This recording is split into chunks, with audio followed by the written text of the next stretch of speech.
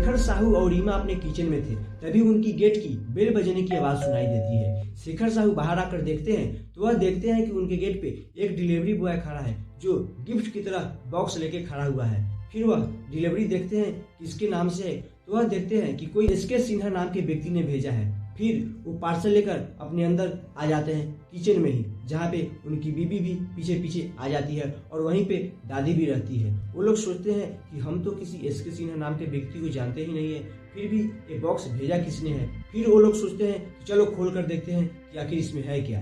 फिर वो लोग उस गिफ्ट बॉक्स के पेपर हटाते हैं ऊपर का, और फिर जैसे ही उस डिब्बा को खोलते हैं एक बहुत बड़ा धमाका होता है, जिससे किचन की सारी सामानें बिखर जाती है। शीशे, ग्लास सब टूट जाते हैं और किचन में आग लग जाती है।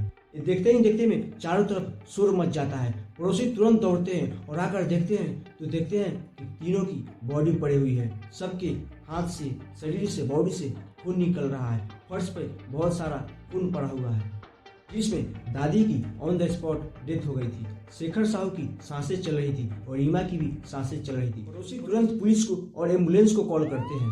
पुलिस और एम्बुलेंस मौके पर पहुंचती है और तुरंत उस शेखर साहू और रीमा को और उसके दादी को भी हॉस्पिटल भेजा जाता है। लेकिन वहां जाते जाते ही हॉस्पिटल में शेखर साहू अपना दम तोड़ देता है। फिर पुलिस किचन में छानबीन शुरू करती है कि आखिर ये ब्लास्ट हुआ कैसे। लोगों का कहना था कि ये गैस सिलेंडर फटने की वजह से हुआ है, लेकिन जब पुलिस तलाशती है तो वहाँ पे कोई गैस सिलेंडर ब्लास्ट होने का कोई सवाल ही पैदा नहीं हुआ था, क्योंकि वहाँ पे कोई गैस सिलेंडर नहीं बल्कि प्री प्लान्ड बम ब्लास्ट किया गया था जो उसी गिफ्ट में था। लेकिन यहाँ पे सवाल यह उठता है कि आखिर वो गिफ्ट बॉक्स को भेजा किसने था, जिसे ये लोग जानते भी नहीं थे, फिर भी इनके यहाँ वो गिफ्ट आ गया। लिटरली ये कहानी आपको सोचने पे मजबूर कर देगी कि कोई लालच में आकर कोई एक छोटी सी बात के लिए इस हद तक जा सकता है, आप सोच भी नहीं सकते। तो आप पूरी वीडियो देखिए, उसके बाद सोचिएगा कि कोई आदमी इतना कैसे गिर सकता है। तो चलिए वीडियो को स्टार्ट करते हैं। इस कहानी की शुरुआत होती है उड़ीसा के बेंगलोर के एक पाटनगढ़ इलाके से, जहाँ पे एक साहू फैमिली रहती थी, जिसमें कुल 5 लोग रहते थे, जो ये थे रविंद्र साहू, घर के मेन सदस्य, और उनकी पत्नी और उनके 2 बच्चे थे, जिसमें एक बेटा और बेटी थी। बेटा का नाम शेखर साहू था और एक उनकी माँ थी। आपको बता दें कि रविंद्र साहू एक कॉलेज में प्रोफेसर थे, वहीं उनकी पत्नी भी एक कॉलेज में प्रिंसिपल थी। बेटा बेंगलुरु में सॉफ्ट इंजीनियर था और बेटी विदेश में पढ़ाई कर रही थी।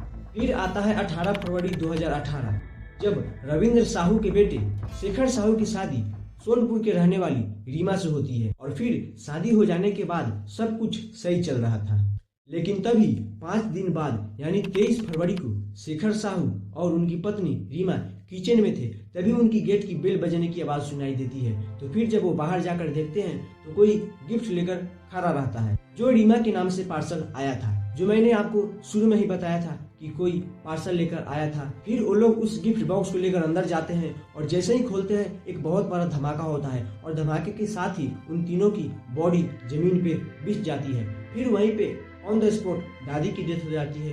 और फिर जब शेखर साहू को हॉस्पिटल ले जाया जाता है तो उनकी भी डेथ हो जाती है और उनकी बचती है एक पत्नी, जिनकी हालत बहुत ही बुरी तरीके से गंभीर हो चुकी थी, जिनका फिर इलाज शुरू हो जाता है।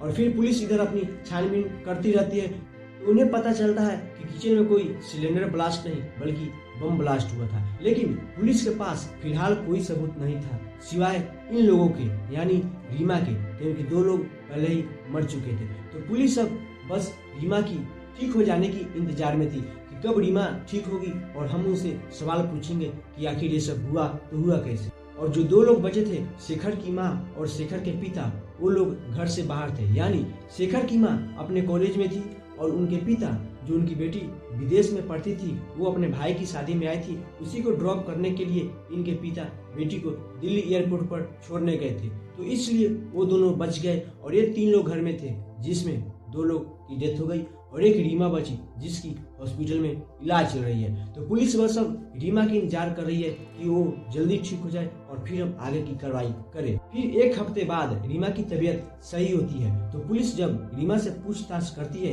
कि आखिर ये सब हुआ कैसे, तो फिर वो बताती है कि 23 फरवरी को 12 बजे के करीब स्काईकिंग कुरियर सर्विस की तरफ से एक डिलीवरी बॉय एक पार्सल लेकर आया था, जिसे लेने के बाद वो लोग जैसे ही लेकर उसे अंदर खोले एक ब्लास्ट हुआ, जिसके साथ इन लोगों की जान चली गई।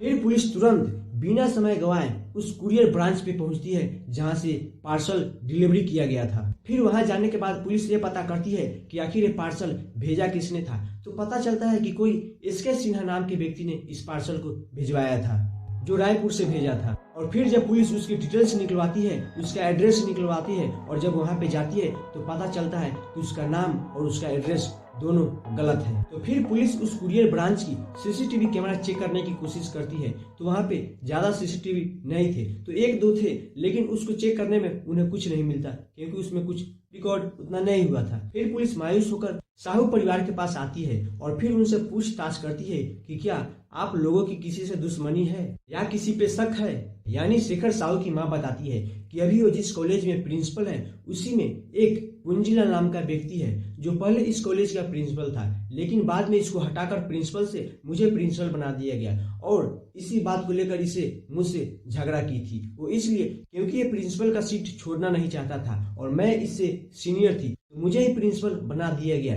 इसी बात को लेकर इसे तकलीफ थी कि मुझे क्यों हटा दिया गया, बस इसी बात के लिए उससे कहा सुनी हुई थी। लेकिन ये तो नॉर्मल बात है, लेकिन पुलिस के लिए ये नॉर्मल बात नहीं थी। पुलिस ये बात सुनते ही डायरेक्ट पहुंचती है पूंजीलाल के पास और वहां जाकर उसे पूछताछ करती है। तो पूंजीलाल कहता है, नहीं मैंने कुछ नहीं किया, बस वो तो नॉर्मल सी बात थी, मैं उसके लिए किसी की जान क्यों लूंगा। और फिर पुलिस उससे पूछताछ करती है और जब कुछ ज्यादा सबूत नहीं मिलता है तो फिर पुलिस उसे छोड़ देती है। और फिर उसके बाद इन लोगों का फोन का डिटेल्स निकलवाया जाता है, यानी रीमा का फोन का डिटेल्स निकलवाया जाता है, क्योंकि रीमा ने बताई थी कि कुछ समय पहले इसके पास एक अननोन नाम का व्यक्ति का कॉल आया था जो इन्हें धमकी दिया था। और वो धमकी में ये बोला था कि अगर तुमने रीमा से शादी की तो बहुत बुरा अंजाम होगा। और ये धमकी शेखर साहू को दिया था कि वो रीमा से शादी ना करे। तो फिर पुलिस जब इसकी डिटेल्स निकलवाती है तो पता चलता है कि वो व्यक्ति रीमा से एक तरफा प्यार करता था और वह इसीलिए इसे कहता था कि तुम उसे शादी मत करना। और जब पुलिस उससे पूछताछ करती है तो वो बताता है कि हाँ मैंने धमकी दी थी, मगर मुझे इतना हिम्मत नहीं है कि मैं किसी की हत्या कर दूं, किसी को बम से उड़ा दूं। लेकिन पुलिस को उस पर विश्वास नहीं होता है। फिर पुलिस उसे सख्ती से पूछताछ करती है, फिर भी वह यही बात कहता है कि मैंने कुछ नहीं किया है। फिर पुलिस इसका पॉलीग्राफ टेस्ट करवाती है तो उसमें पता चलता है कि ये जितना भी बात बोला वो सब सच है। तो फिर पुलिस इसे छोड़ देती है। और इधर देखते ही देखते में दिन बीतता जा रहा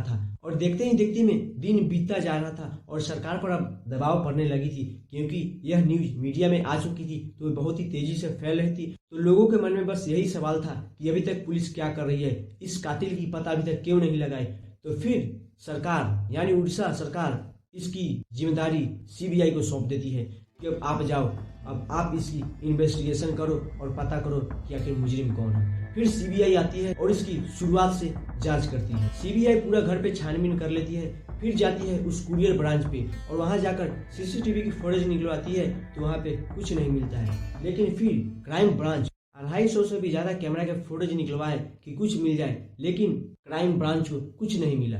और तभी 4 अप्रैल 2018 को बुलंगिरी पुलिस को एक लेटर मिलती है जिसमें लिखा था, इस विस्फोट का कारण सौम्य शेखर का विश्वासघात है, इसलिए आप लोग बेगुनाह को परेशान करना बंद करो और फिर जाकर असली कातिल को पकड़ो। फिर बुलंगिर पुलिस इस लेटर का एक कॉपी करवाती है और फिर क्राइम ब्रांच को सौंप देती है। फिर क्राइम ब्रांच इस लेटर को पढ़ने के बाद ये सोचती है, इस हैंड राइटिंग को साहू फैमिली पहचानती हो। फिर जब ये लेटर उनको दिखाया जाता है तो संजुक्ता देवी पहचान लेती है। वो कहती है कि ये लेटर किसी और का नहीं बल्कि वही पूंजीलाल का है जो प्रिंसिपल के लिए मुझसे झगड़ा किया था। फिर क्या था, क्राइम ब्रांच सीधा उसको उठाती है और उससे पूछताछ करती है तो वह सीधा मना कर देता है कि मैंने कुछ नहीं किया। जब उसकी खातिरदारी अच्छे से की जाती है तो वह टूट जाता है और फिर वह बताता है कि ये सब इसी का कराया धरा है। फिर इसने इस कहानी के पीछे की वारदात सुनाई तो सब हिल गए। ये बताता है कि 2009 में ये उस कॉलेज का प्रिंसिपल था जिस कॉलेज का नाम ज्योति विकास इंटर कॉलेज था।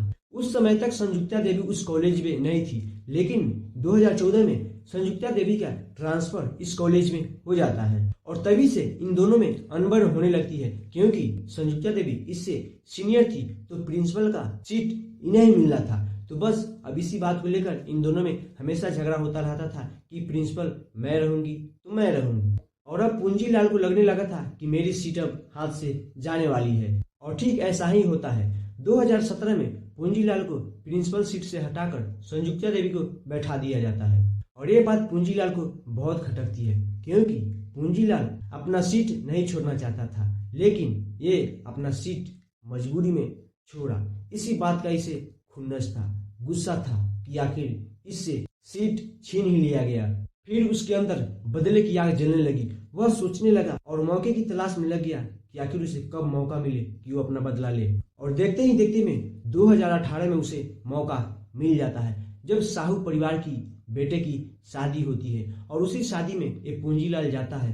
तभी वहां पे एक इसको आइडिया आता है कि ये शादी का गिफ्ट तो दे ही सकता है।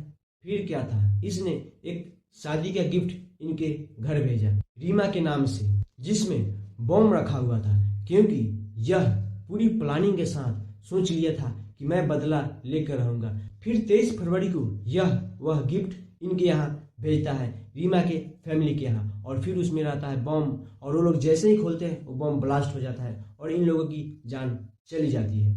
तो दोस्तों, कोई व्यक्ति कैसे एक सीट के लिए किसी की जान का प्यासा हो सकता है, ये सोच के भी मतलब अजीब सा लगता है कि आखिर कोई आदमी इतना कैसे गिर सकता है। आपकी क्या राय है, कमेंट बॉक्स में जरूर बताएं।